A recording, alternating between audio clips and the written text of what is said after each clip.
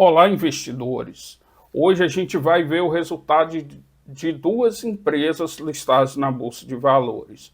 Uma é a Cielo, que é uma empresa operadora de cartão de crédito, um adquirente. Outra é uma prestadora de serviço público, que é a Companhia de Saneamento do Estado de Minas Gerais. As duas estão presentes na Bolsa há vários anos. Uma é de controle privado, a outra de controle público. E trabalham em áreas totalmente diferentes da economia. Mas a gente vai analisar esses resultados e vocês vão perceber quais são as nuances de análise das empresas. Porque em ambos os casos houve efeitos não recorrentes. Significa o quê? Que são efeitos que acontecem eventualmente uma vez e que são efeitos que tendem a não acontecer no futuro. Tanto os efeitos positivos quanto efeitos negativos.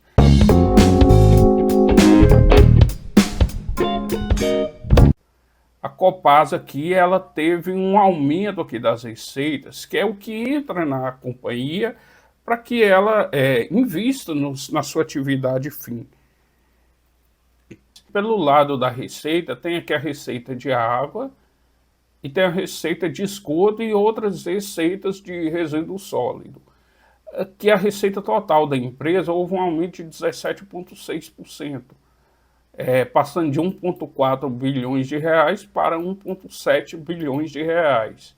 A receita líquida aqui, que é a receita descontando aqui os impostos sobre o consumo, passou de 1,3 bilhões de reais para 1,5 bilhões, ou seja, um aumento de 17,8%. Receitas indiretas, que não muda muito o resultado, totalizando aqui 1 bilhão 573 milhões de reais.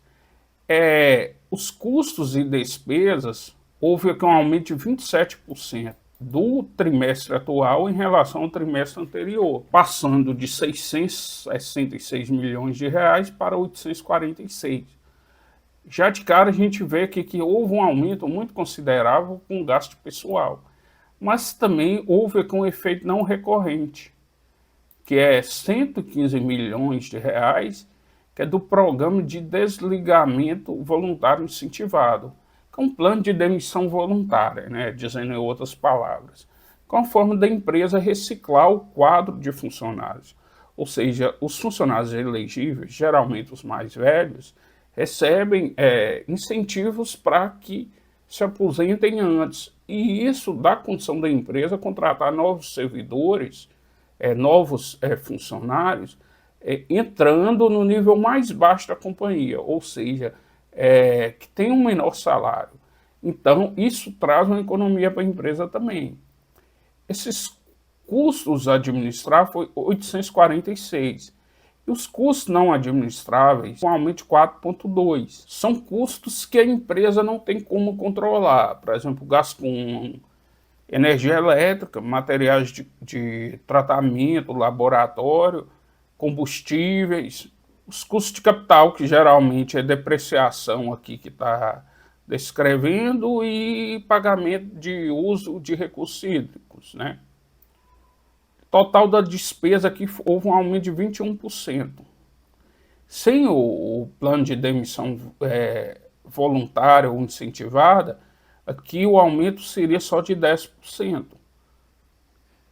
Aqui, analisando aqui, as receitas financeiras foram de 86 milhões e teve uma despesa financeira de 107 milhões. O resultado financeiro foi de 21,7 milhões. Ou seja, pelo lado aqui da parte de finanças, a empresa está bem. O lucro líquido da empresa houve um aumento de 3,4%, saindo de 315 para 326 milhões. O lucro aqui, antes do resultado financeiro, houve essa pequena melhora aqui. Mas analisando aqui o resultado do lucro líquido, houve um aumento de 38%. Mas o que a gente já vislumbra aqui que por volta de 59 milhões refere aqui ao resultado financeiro. O lucro líquido por ação nesse trimestre foi de 0,66. Agora aqui, olhando pelo EBITDA, que é a geração de caixa, o aumento foi de 8,2%.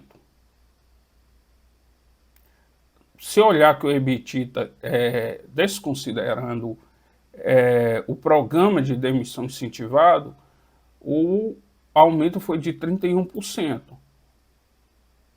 A margem EBITDA saiu de 35,6% para 40,6%.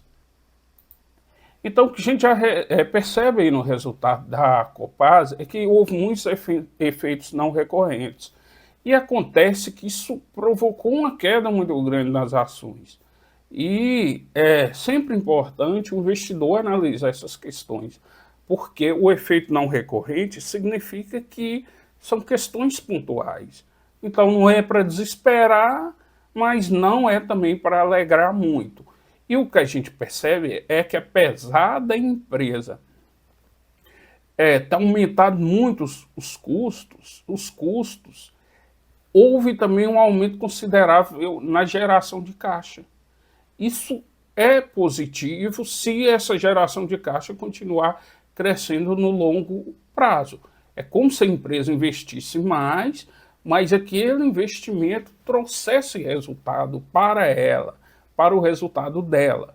E mesmo analisando aqui o resultado, se percebe que os custos aumentaram em 17%, esquecendo aqui a questão mesmo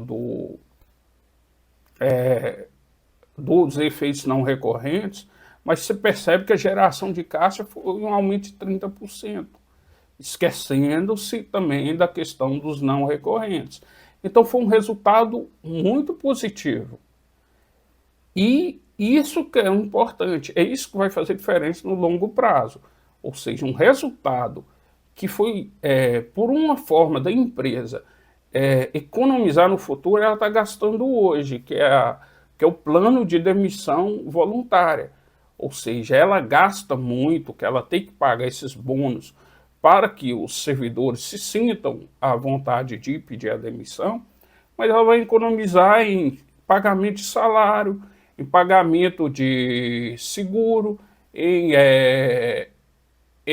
despesa com a previdência privada, então vai ter economia para o outro lado também. Agora, analisando aqui o resultado da Cielo, o resultado da Cielo também teve uma questão de não recorrentes.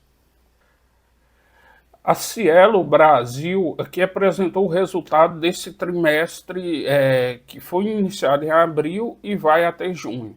E o que se percebe aqui é que houve uma variação positiva na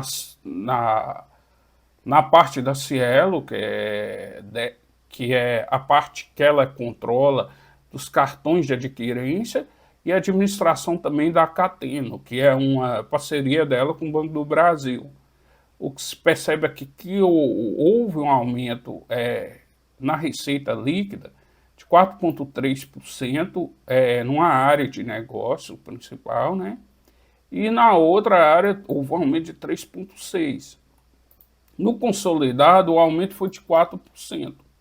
Aqui, a empresa ela apresentou aqui que ela teve uma reversão de ISS, municipalidade.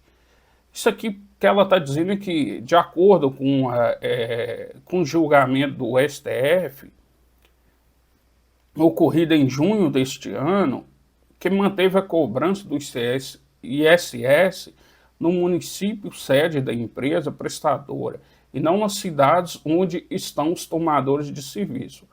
Ou seja, o ISS é na sede tanto da Cielo quanto da Cateno e não na onde que é prestado o serviço.